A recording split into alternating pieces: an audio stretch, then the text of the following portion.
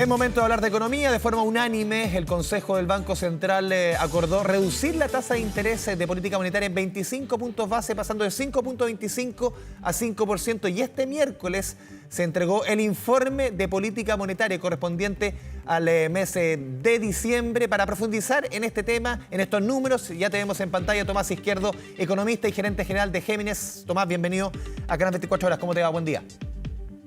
Hola Andrés, mucho gusto, tanto tiempo, ¿cómo estás? Muy bien, a ver Tomás, partamos por el IPOM, estos números que pone arriba de la mesa y quiero aquí tu reflexión, 2,3% de crecimiento que ve el Banco Central para un año que ya está prácticamente jugado y sobre todo también la proyección del próximo año que es bajita y 2026, 1,5 y 2,5%. ¿Cómo estás viendo estos números y cuál es tu análisis?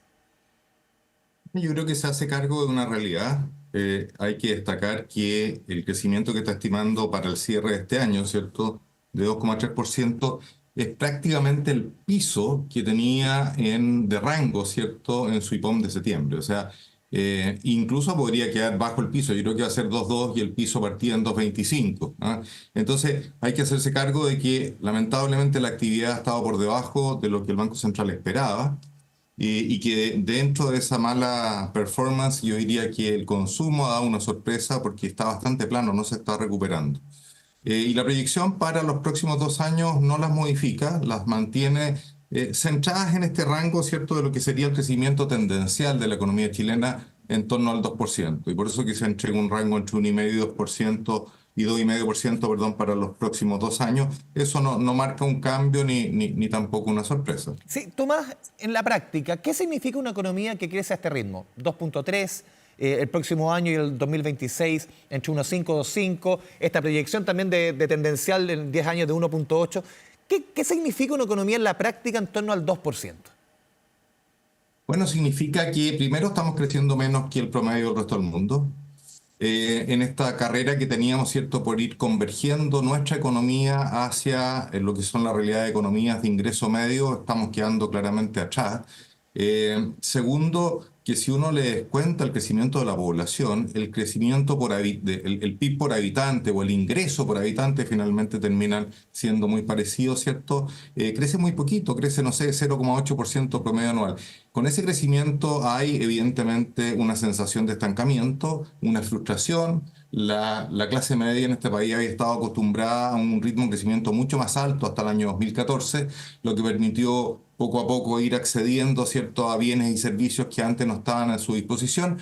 Y esa trayectoria favorable que observó la clase media durante bastante tiempo se cortó, se frustró. Y eso evidentemente, bueno, uno lo puede ligar a muchos fenómenos, pero entre otras cosas, esa frustración es parte de los elementos que estuvieron detrás del llamado estallido social. Entonces, no es una buena noticia el que no seamos capaces de reacelerar el crecimiento. Eso tiene problemas más estructurales, tiene problemas con un estancamiento en la inversión, con una caída en el ahorro, etcétera. Es un tema que da para mucho rato. Sí, Tomás, yendo también a otro punto que ustedes en Géminis lo han abordado harto, lo hemos conversado también aquí con Alejandro Fernández, el tema de la inversión. Los números de inversión para este año en todos los IPOM se han ido cayendo. En el fondo partimos como con un 0,3, caída 0,3, después caída 0,8, terminamos el año con una caída según el Banco Central de 1,3. Y las proyecciones para el próximo año, que eran positivas, entre comillas, tomando esta ponderación, también han ido cayendo. ¿Qué quiere decir eso? ¿Por qué es tan importante para quienes nos ven en la casa este ítem de inversión para tomar la temperatura de lo que viene y lo que está pasando en la economía? Bueno, la inversión es fundamental. Finalmente, el hecho de que aumente la inversión significa que aumenta la capacidad de producción y aumenta además la contratación de mano de obra y el empleo. Este año la inversión cayó, eso es un hecho, ya estamos cerrando este año. Y además, si uno depura un poco los números de inversión, entre lo que es la gran inversión en minería, en proyectos de energía, etcétera, respecto de la microinversión que está repartida en una gran cantidad de proyectos, bueno, la microinversión ha caído mucho más, ha estado mucho más complicada. Ha estado disfrazado el número, entre comillas, de inversión o la caída de la inversión de una realidad más negativa por el hecho de que hay grandes proyectos en minería que están haciendo una contribución. Y lo mismo sucede para el próximo año, según se lee de las cifras de la Corporación de Bienes y Capital. El que la inversión caiga tiene, como decía, este efecto sobre el crecimiento futuro, tiene un efecto directo sobre el empleo. Yo tengo la impresión de que la economía chilena está en una especie de Las expectativas de crecimiento, como veíamos recién, son malas. A partir de ello, entonces, la gente dice, bueno, yo tengo capacidad instalada suficiente, no voy a aumentar, ¿cierto?, mi capacidad instalada, no voy a invertir. Y cuando deciden no invertir, también deciden más mano de obra. Y eso genera, a su vez, un efecto negativo sobre el empleo, significa un deterioro sobre el ingreso de la familia. Ese deterioro sobre el ingreso de la familia ratifica el bajo crecimiento de la demanda y por lo tanto se genera este círculo vicioso muy complejo en el cual está entrampada la economía. Las expectativas de los empresarios y de las familias son negativas y eso no contribuye entonces tampoco a reacelerar el crecimiento de la economía. Sí, Tomás, ¿cómo salimos, cómo sacamos un poco la cabeza de este círculo vicioso que tú mencionas? Porque hay varios elementos, por ejemplo, muchos ha hablado, y aquí tú puedes poner tu análisis respecto al tema de la permisología. Hay 2 proyectos que se están tramitando en el Congreso. ¿Cuánto puede ayudar eso? ¿Cuánto puede también ayudar reforma al sistema político? ¿Qué elementos? Antes de entrar al tema de la inflación, que creo que es importante dentro del IPOM y lo que resolvió ayer el Banco Central. Pero primero con el tema de sacarnos o salir de este círculo vicioso. ¿Cuánto ayuda lo que te ponía yo, permisología, ponernos de acuerdo, sistema político? ¿Cuántos elementos pueden entrar en esa juguera para intentar echarle más carbón a esta chimenea para que ande más rápido?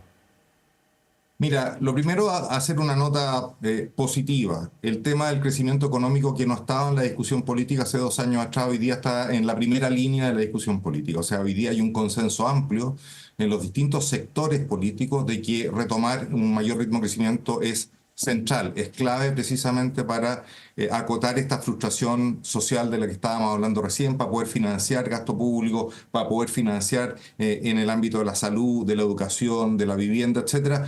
Buena noticia que eso esté hoy día en primera línea. Segundo, lo que tú dices de la permisología es clave y el hecho de que el ministro Grau esté en este proyecto, ¿cierto?, que trata de acortar los plazos para la aprobación de proyectos muestra de que este gobierno también está haciendo carne esta preocupación y que quiere hacer un aporte en términos de agilizar la permisología. Yo creo que eso es una buena noticia. Ahora, aquí hay otros elementos también importantes. Uno, el ahorro interno, o sea, la parte del PIB que produce Chile cada año, ¿cierto?, que se ahorra, ha ido disminuyendo. Teníamos tasas de ahorro del 25% del PIB, hoy día estamos en tasas de ahorro un poquito por debajo del 20% del PIB. Eso es súper importante porque ese ahorro es el que permite financiar la inversión. Y como tenemos menos ahorro, bueno, quiere decir entonces que hay menos recursos disponibles y que esos recursos son más caros. Tenemos una tasa de financiamiento para la inversión más alta, por factores internos, menos ahorro interno, y por factores externos, porque la tasa de interés afuera es más alta. Súper importante esto porque eso acota, ¿cierto?, las posibilidades de financiamiento para la inversión o hace más caro el financiamiento para la inversión y desincentiva la inversión. Tercer elemento, la carga tributaria. En Chile había un aumento sostenido en la carga tributaria y bueno, cuando uno evalúa un proyecto a largo plazo y resulta que de los flujos que genera ese proyecto una parte mayor, una fracción mayor va a quedar, ¿cierto?, como impuesto, ese proyecto se hace menos atractivo. Es un elemento también súper relevante que está detrás de la merma que hemos observado en la inversión. En general, yo diría que todas las señales que apunten a estabilidad en las reglas del juego a largo plazo, porque seguimos discutiendo hoy día, ¿cierto?, si es que va a haber una nueva reforma tributaria, entonces no sabemos cuál va a ser la tasa de impuestos que finalmente va a gravar la inversión hacia adelante, ¿cierto? Todo lo que significa disminuir trámites, permisología, todo lo que signifique dar señales de largo plazo de mayor estabilidad en las reglas del juego ayuda a recuperar la inversión. Y tú dijiste, el tema político. Hacer cambios al sistema político que permiten lograr acuerdos, y aquí lo más emblemático es la reforma previsional, que tiene mucho que ver con esto que estamos hablando, es clave. Aprobar una reforma previsional, aunque no sea perfecta, no sea la ideal técnicamente, es un aporte enorme a generar más ahorro. Quiere decir que cada uno de quienes trabajamos, ¿cierto?, va una fracción mayor de su renta mensual a aportarla para ahorro. Ese mayor ahorro ayuda a lo que decíamos recién, ¿cierto?, a tener más recursos para poder aumentar también la inversión. Y ahí entonces el esfuerzo que tenemos que hacer para, como sociedad, ponernos de acuerdo en torno a acuerdos. El cambio al sistema político hace un aporte, lograr ahora una aprobación de una reforma previsional, insisto, quizás no no va a dejar satisfecho 100% a todo el mundo, pero haría un aporte enorme en este tema profundo que estamos hablando. Sí, Tomás, ayer también el Banco Central en su reunión de política monetaria y hoy día en el informe, en el IPOM, hace énfasis en el tema de la inflación. 4.8 debiese cerrar, de acuerdo al Banco Central, la inflación el próximo año.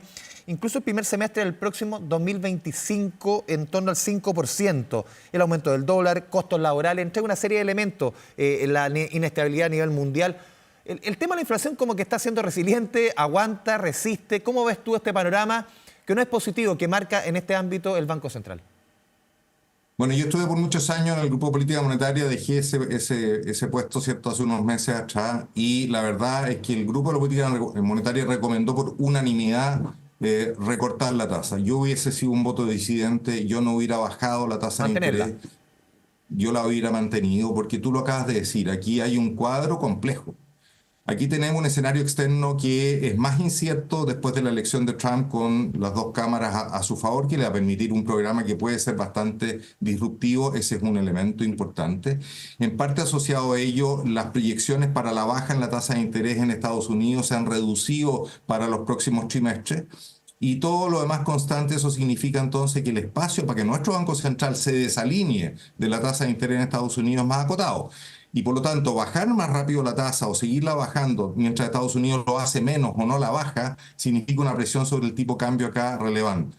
Yo creo que es importante hacerse cargo de que las revisiones en el margen han sido al alza para la proyección de inflación para el próximo año, no solo asociado a las tarifas eléctricas por su impacto por una vez, sino que también a esto que decía recién respecto del tipo cambio. Aquí el tipo cambio ha subido enormemente. El 60% de la canasta del IPC que mide la inflación son productos importados, y por lo tanto el efecto del alza del tipo cambio sobre el precio de los productos importados es muy relevante.